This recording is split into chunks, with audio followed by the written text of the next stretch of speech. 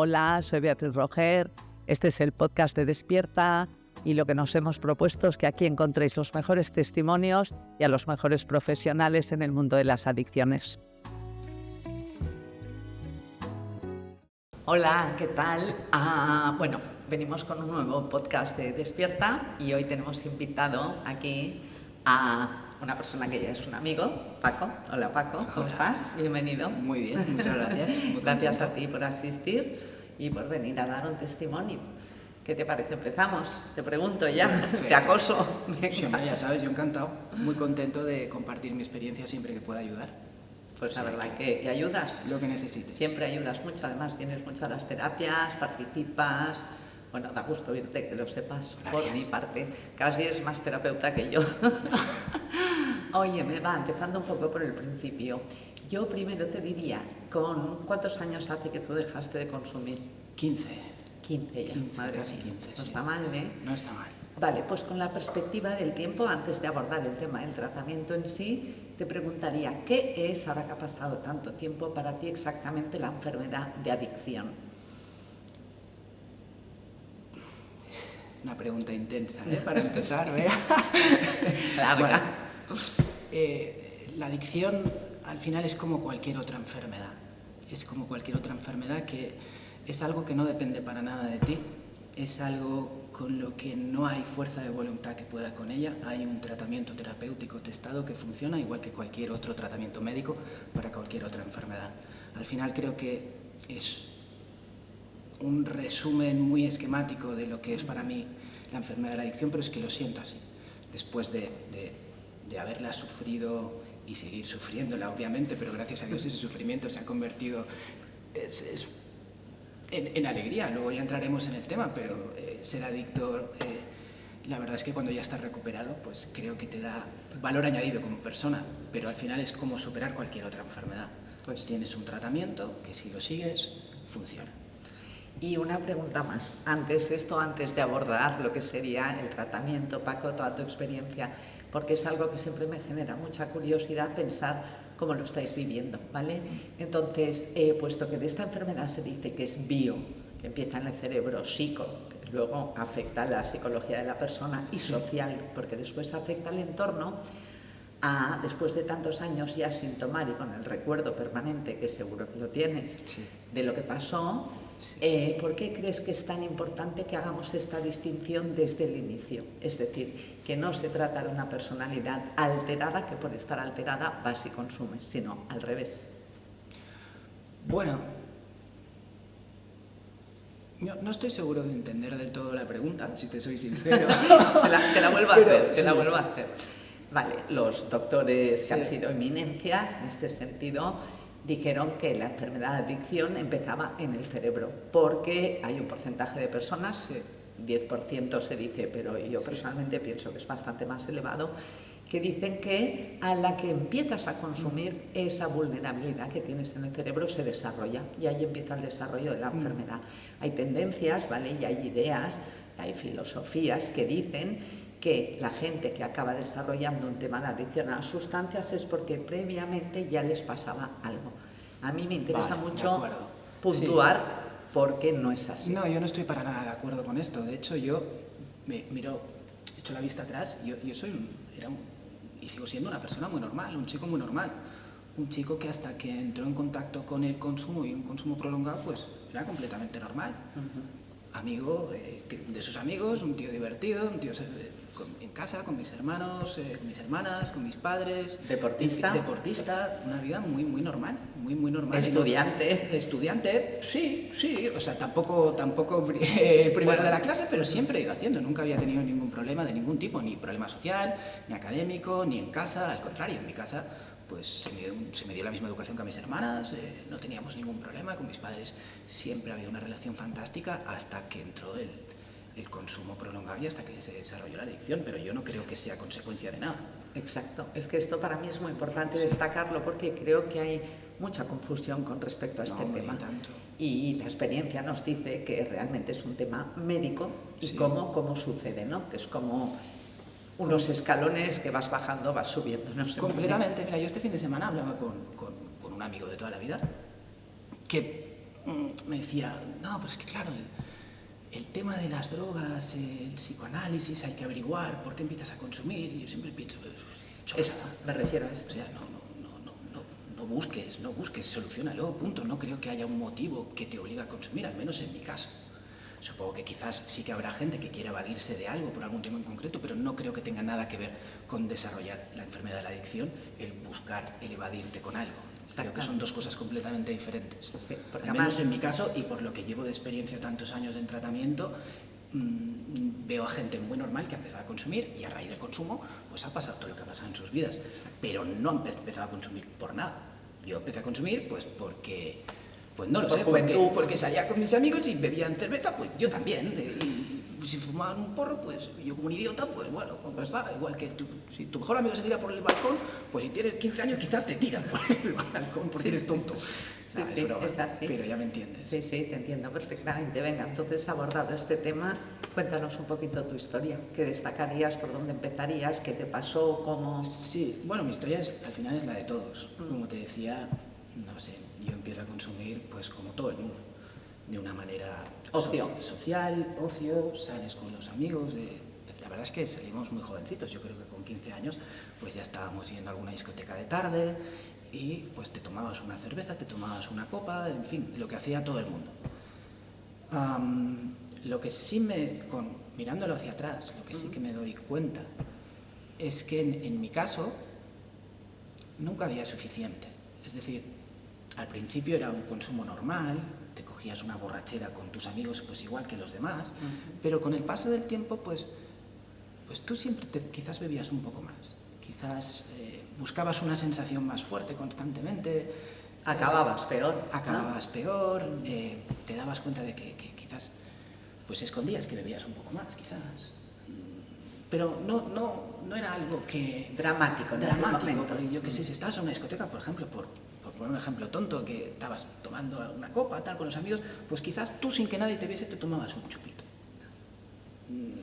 Y no pasaba nada, pero a partir de ahí ya se empieza a desencadenar un consumo quizás un poco por encima de lo normal, buscando siempre algo y algo que no llega, pero... Cuando dices algo que no llega, te estás refiriendo, que esto también es importante destacarlo, ¿no? Aunque sea un poco más técnico, a esa parte que decimos en Despierta, bueno, y que varios tratamientos comparten, no todos, pero varios, que primero se desarrolla la dependencia, sí, ¿vale? Que empiezas a necesitar esa sustancia precisamente porque el cerebro busca ese colocón, y después se desarrolla la tolerancia, que entonces muchas veces es cuando se incorporan más drogas. Exacto. Cuenta un poco eso. Exacto, bueno, pues un poco iba por ahí. Pues salíamos con los amigos, bebíamos, y luego apareció el hachís, en una edad bastante temprana también, pero era lo que entonces, al menos en mi entorno, pues se consumía, y empiezas a fumar, y ya, bueno, empiezas a experimentar y a notar cosas diferentes que te siguen produciendo ganas de más. Con el tiempo se introducen otro tipo de sustancias y ya descubres pues algo que realmente empieza a estar en sintonía con lo que andabas buscando, y algo que lo empiezas a consumir. En mi caso pues fue el éxtasis, el LSD, luego se introdujo la cocaína y ahí ya se desencadenó el desastre. Claro, porque esto está bastante relacionado con la segunda palabra que hemos mencionado, que es la tolerancia, ¿no? Quiero decir, hay un momento que si tú, por ejemplo, solo estás bebiendo alcohol, o estás todo el día borracho, sí, con lo cual entonces muestras la cara más fea de la enfermedad que ya se está desarrollando, o tienes que empezar a combinar otras sustancias. Yo creo que esto también es importante mencionarlo, porque, claro, las hay depresoras, como por ejemplo el alcohol y los porros, las hay estimulantes, como la cocaína, las hay alucinógenas. Entonces yo creo que el cerebro va haciendo una combinación de todo ello como para mantenerse dispuesto, aunque se esté convirtiendo en un cerebro absolutamente insano, ¿no? O sea, ¿qué se desarrolla dentro de un cerebro? ¿Qué recuerdos tienes tú de cómo esto te iba modificando conforme añadías drogas? Pues mira, la verdad es que a mí el consumo empezó a hacer que yo me convirtiese en un actor en la vida. Vivía, te diré que en un autoengaño permanente, me convirtió en una persona mentirosa, en una persona egoísta, en una persona... Es un contrasentido porque a la vez parecía ser un tío alegre, un tío sociable, un tío simpático, un tío que aparentemente no tenía problemas, porque quieras que no, pues iba pasando las etapas de la vida, tranqueando, siempre algo fallaba, pero lo tapabas. Y es curioso porque yo recuerdo estar muy solo, tener una sensación de angustia constante, una sensación de soledad, a pesar de que estaba rodeado de gente, a pesar de que mi familia estaba conmigo, mi círculo de amigos pues estaba conmigo, tenía una vida social aparentemente normal, pero yo me sentía muy, muy solo, muy, muy solo. Y era una soledad que ahora con el tiempo buscaba yo para tener ese momento solo y realmente poder consumir de la manera en que mi cuerpo necesitaba consumir, en que mi cabeza, mi mente necesitaba consumir. Y eso pues fue modificando mi carácter. Que aquí entraríamos en la otra fase, ¿no? Cuando decíamos biopsico, aquí es cuando uno ya se estropea. Sí, y entonces es cuando ya empieza a ser evidente que pasa algo con Paco. Y ahí empieza un poco el periplo que creo que todos seguimos, y por eso creo que es tan necesario podcasts como este que acerquen la realidad de lo que es una adicción y lo que no hay que hacer, que por desgracia, por desinformación, es lo que todo el mundo hace, pero precisamente por desinformación. Y ahí, como te comentaba, cuando empieza a ser obvio que pasa algo con Paco, sin entrar en pormenores de los desastres que iban habiendo por el camino y las cosas que pasaban, que no acababa nunca nada, que era un saltimbanqui de una novia a otra, bueno, en fin, un poco desastre. Pues ya empieza, bueno, pues vamos a llevar a Paco a un psicólogo, a ver qué pasa. El psicólogo, bueno, pues te hacía su trabajo, te intentaba pues, analizar, intentaba buscar motivos de por qué pasaba con Paco, por qué estás actuando así. Evidentemente no pasaba nada con Paco, Paco consumía y punto. Y Paco había desarrollado la adicción y punto. Y porque consumía tanto, pues no podía ser normal porque ya había modificado su comportamiento completamente. El psicólogo no servía de nada, bueno, pues vamos a llevarlo al psiquiatra. A ver qué pasa. ¿Y ahí qué? En el psiquiatra, bueno, pues psiquiatra pues te medica. Sin ninguna crítica para los psiquiatras, no. Pero bueno, también un poco, ¿por qué no? También un poco. Y ahí entra, pues te empiezan a medicar, entran las benzodiazepinas en juego, claro. Y es algo que a mí es como una bomba atómica, las benzodiazepinas en mi vida. Que además se suele mezclar con alcohol y con todas las otras drogas. Porque descubrí que podía bajar los efectos de una droga con lo otro. Entonces ya se incorporó al pupurri y ya lo que en teoría tenía que ser una medida que fuese bien, y el psiquiatra pues se convirtió en todo lo contrario. Se convirtió ya en una espiral de autodestrucción brutal porque consumía lo que consumía y luego lo bajaba con las benzodiazepinas y ya entramos en el desastre absoluto cuando ya pues empieza a ir todo mal. Sí. Yo aquí quiero hacer un apunte porque me parece súper importante esto que está diciendo Paco, porque yo creo que es un poco la madre del cordero, ¿no, Paco? O sea, si hemos insistido en que esta es una enfermedad bio porque empieza en el cerebro, pero se confunde y se piensa que es psicológica en primera instancia, ahí es cuando los psiquiatras y psicólogos, con todo el respeto al gremio, ¿vale? Pero si no son especialistas porque no se han formado especialmente en drogodependencias, creo que no lo entienden o lo abordan de una forma diferente. El peligro llega precisamente cuando te puedes pasar años en un psicólogo que te está preguntando ¿y tú por qué consumes? O te puedes pasar años en un psiquiatra que además te está dando medicación y que tu cerebro la recibe como droga. Sí. Porque ahora me gustaría entrar un momento en el tema, que seguro que habiendo consumido ambas lo sabes explicar, que para un adicto no hay droga legal ni droga ilegal, aunque sea de farmacia. Cuenta un poco esto. Bueno, al final lo que buscas son sensaciones, los que buscas son colocones de cualquier tipo. Alcohol, cocaína, hachís, benzodiazepinas, arriba, para abajo, para arriba, lo que sea que te altere tu estado normal. Al final me daba igual. Si no tenía una cosa, consumía otra. Y no era una cosa peor que otra, porque todas las llevaba al extremo. Claro. Y al final ese extremo es donde, bueno, acabas como acabas. Sí, sí. Con alcohol, con benzodiazepinas, legal, ilegal. Mezclando todo. Tú has dicho una cosa, Paco, que a mí me parece muy importante, que es que tú has sido un chico, eres un hombretón ya, pero cuando todo esto sucedió, Sí. querido, Sí. con un entorno Sí, sí, favorable, sí, sí, con sí. unos padres que te inculcaron, has insistido, lo mismo que a mis hermanas. Exactamente lo mismo. Con principios, ¿no? Con una ética. Sí. Y eras un tío en principio feliz. Súper Es que feliz. yo soy pesadita con esto porque tú ya sabes cuando vienes a Despierta que a veces oímos, sobre todo a los chavales que han empezado a consumir muy pronto y que llegan muy jóvenes, que no, es que consumo para evadirme. Yo a veces les pregunto, ¿para evadirte de qué? ¿De qué? Si tienes una vida estupenda o la tenías hasta que entró todo esto. Sí. ¿Qué piensas? Pues es que es así. Yo era una persona muy feliz, con unos padres maravillosos, unas hermanas maravillosas, un entorno en el que el deporte estaba muy presente, unos amigos sanos, ¿no? Amigos sanos que hacían lo mismo que yo, pero un día dejaron de hacerlo y no pasó nada. Yo no pude dejar de hacerlo. Claro. Y a mí no me pasaba nada. Yo no consumía para evadirme de nada, al contrario. Luego sí, Claro. luego sí. Luego para evadirte muy probablemente Para de evadirme todo. de mi evasión. Para evadirte de tu evasión. Es que mira, me ha encantado esta frase porque la vamos a aplicar en terapia. Sí. Porque te evades de tu evasión. Es decir, que la madre del cordero, repito, es cuando la droga se mete en el cerebro. Porque antes de eso, evidentemente, todas las personas en la vida tienen problemas. Todos sabemos, sobre todo ya a mi edad, que la vida tiene momentos muy duros. ¿Consideras que alguna vez las sustancias que has consumido te ayudaron a sobrellevar un momento de estos duros? Falsamente sí. Habla un poquito de esto. Falsamente sí. Al final, bueno, pues al final yo pienso que el autoengaño hace que cualquier excusa sea buena para consumir.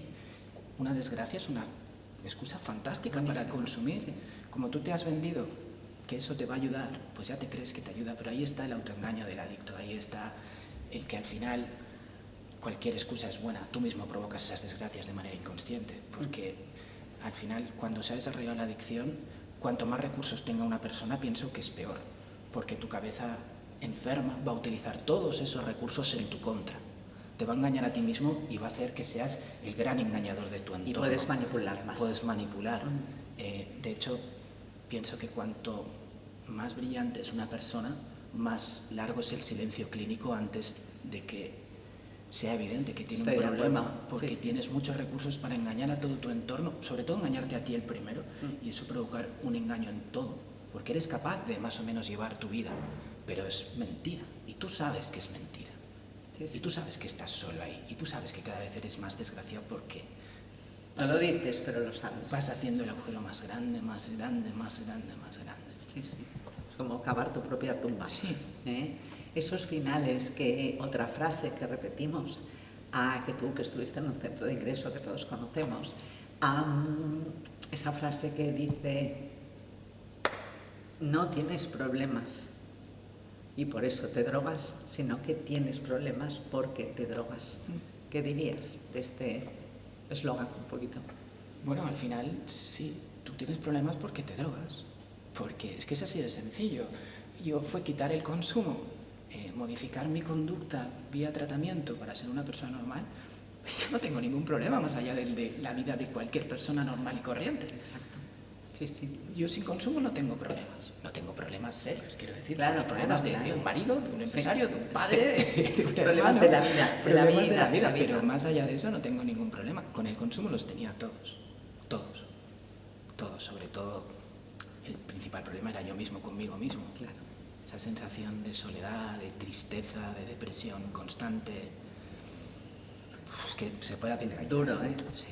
Hay una frase que dice que después de una recuperación se puede hacer todo menos consumir. Habla un poquito de esto, porque tú ya hace mucho tiempo que experimentas, como estabas contando, Sí. esta vida. Yo estoy pues que no puedo estar más de acuerdo. Es que al final la adicción cuando ya está recuperado, es lo que comentábamos, no deja de ser pues un diabético que de vez en cuando se tiene que inyectar insulina, más allá no pasa nada y a partir de ahí pues puede hacer lo que le dé la gana. Yo algo que veía completamente imposible cuando consumía, que era ser una persona normal. O sea, yo estaba convencido de que yo me iba a morir solo. De hecho era un pensamiento recurrente que incluso lo llegué a buscar.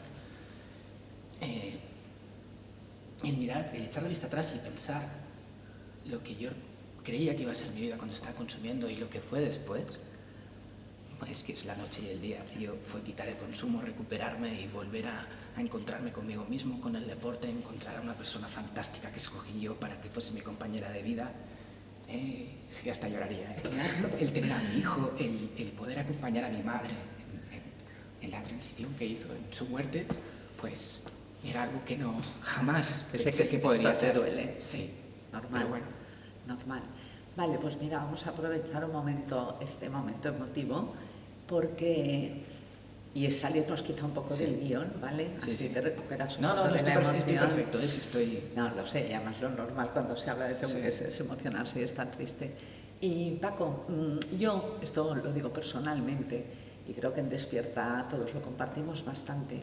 Creo que se ha puesto muy de moda etiquetar cosas que son normales de la vida como trastornos. Por ejemplo, el otro día leí un artículo que me llamó un montón la atención, que ahora una persona tímida, como si ser tímido fuera un problema, en lugar de pensar que hay quien es dicharachero, que hay quien es ruidoso, que hay quien es tímido, ahora se le llama fobia social.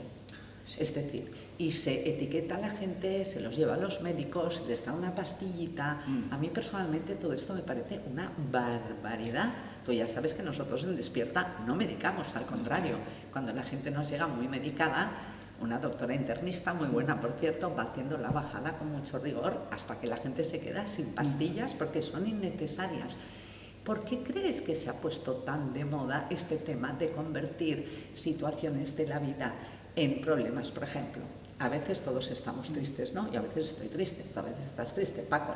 La vida tiene momentos felices, momentos de contento, momentos de angustia, momentos de miedo, momentos de tristeza. ¿Por qué lo estamos psiquiatrizando todo? Porque en lugar de decir esta persona está pasando una temporada triste por A o por B o por X, se dice esta persona tiene depresión, cuando eso no se asemeja en nada a una depresión? ¿Por qué estamos poniendo tanto trastorno en gente que en realidad está sana mentalmente, solo que es humana? Claro. Pues yo por desgracia tiendo a ser un poco mal pensado y pienso que es por comodidad y negocio. Quiero decir, al final hay una industria detrás de todo este tipo de trastornos. O sea, yo hablo de mi experiencia y que es de lo que puedo opinar. Claro, claro. Yo me acuerdo un psiquiatra, pues supongo con toda la buena voluntad del mundo, pero a mí me diagnosticó con trastorno de déficit de atención, el famoso TDAH. Yo consumía cocaína, no tenía TDAH, pero me medicó acorde con el diagnóstico y entró también el Rubifen. Que son anfetaminas. Claro, entonces aquello fue maravilloso para mí. Claro. Para mí, yo adicto, la entrada del Rubifen y la etiquetita del trastorno de déficit de atención, dijo, pues mira, perfecto. Que encima es como, lo necesito. Sellito de lo necesito y sellito de todo va mal porque tengo trastorno de déficit de atención. Sí. Claro, lo pienso yo, pero qué disparate. Sí. Qué disparate.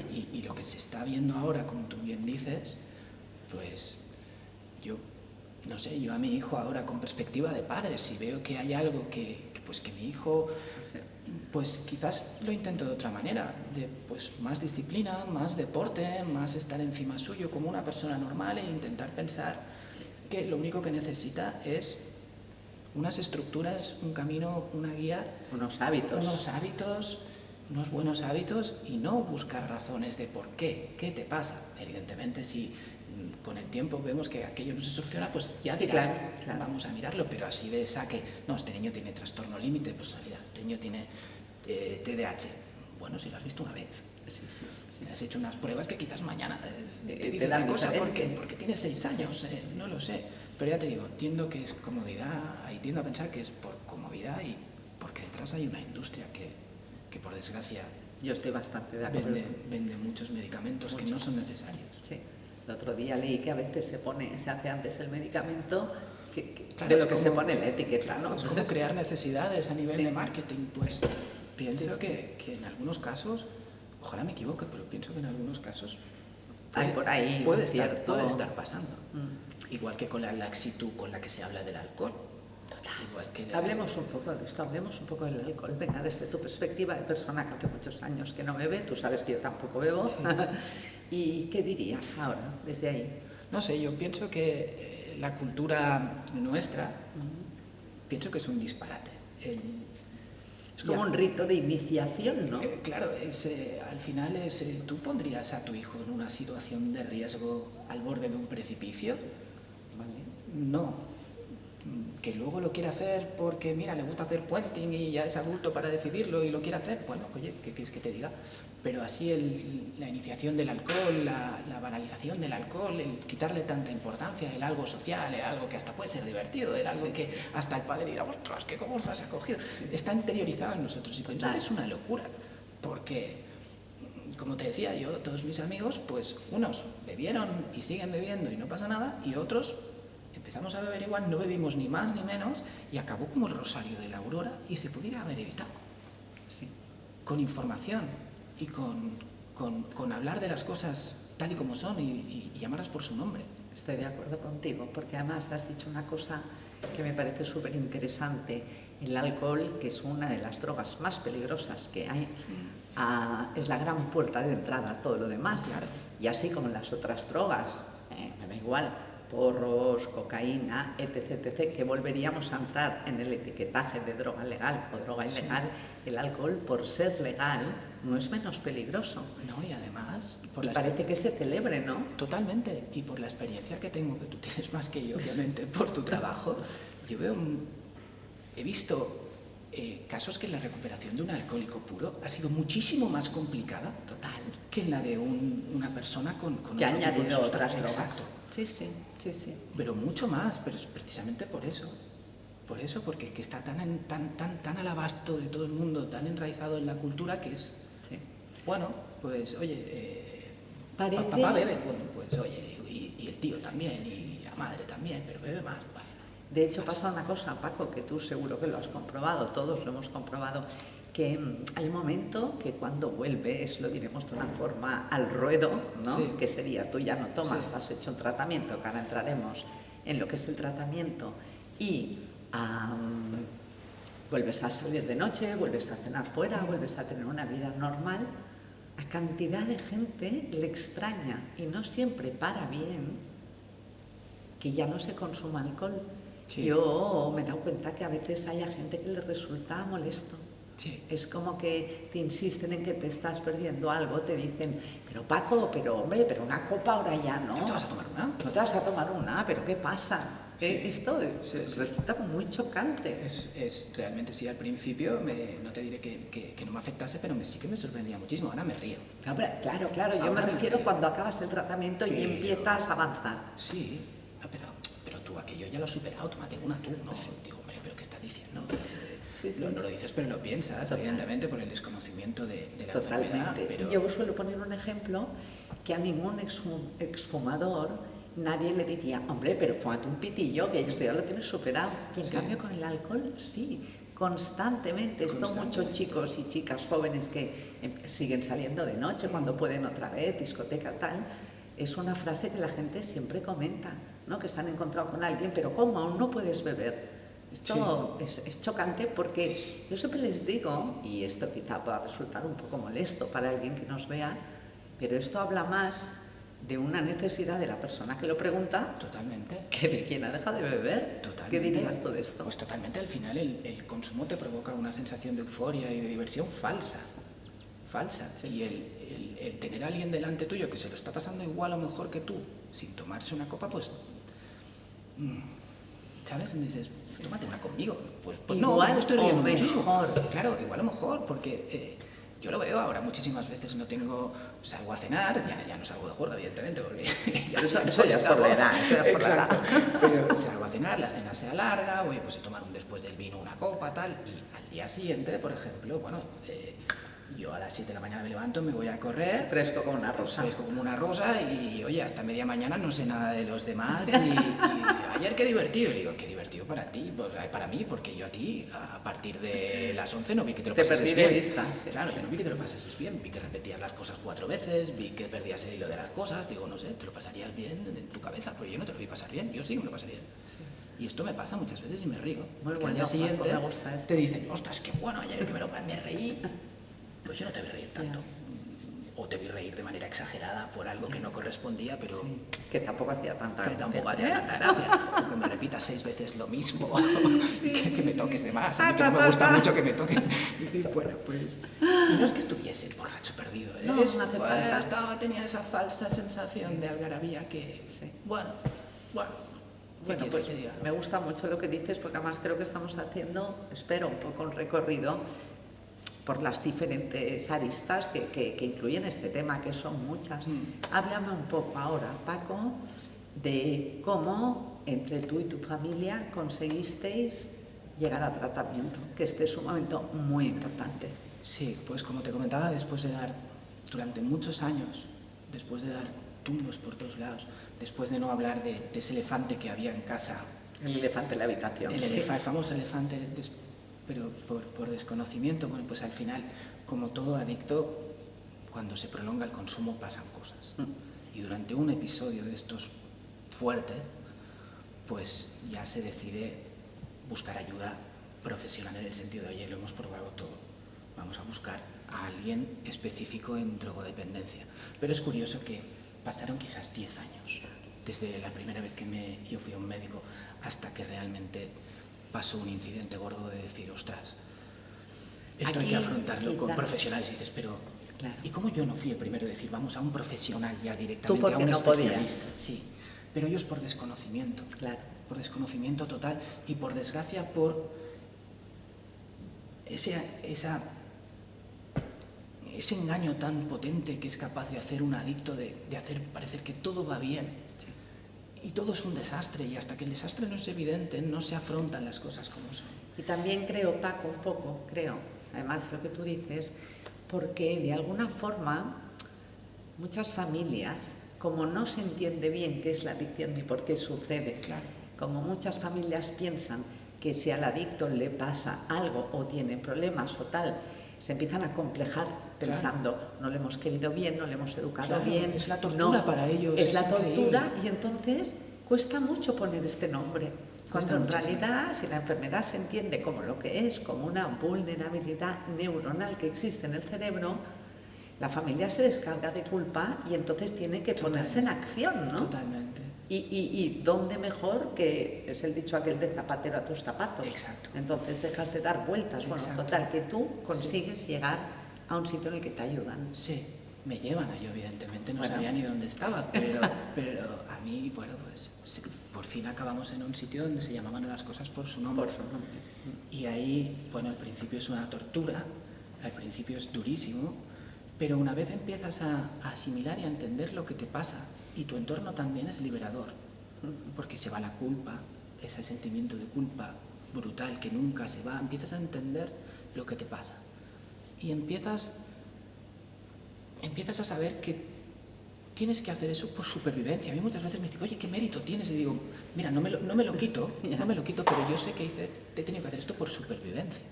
Porque lo tenías que hacer. Porque lo tenía que hacer. Igual que pues, cuando te rompes una pierna te pones un yeso, pues exactamente igual.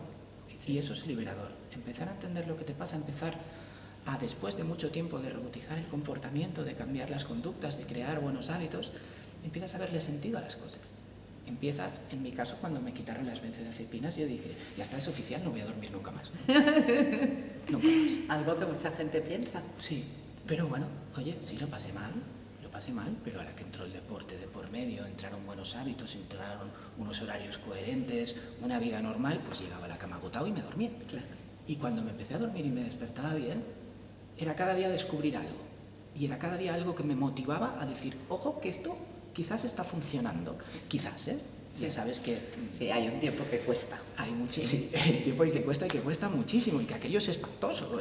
Por eso en el tratamiento se piden dos cosas, ¿no, Paco? Muy importantes, humildad y obediencia. Sí. ¿Cómo cuesta obedecer? Sí, y porque realmente tienes que hacer ese acto de fe. Un acto de fe. Sí, el acto de fe de actúa lo que yo te digo y te vas a poner bien. Sí. Pero como vienes de donde vienes y ya no tienes alternativa, porque ya se te han cerrado todas las puertas, gracias a Dios en tu casa han aprendido a hacer el amor duro, de decir...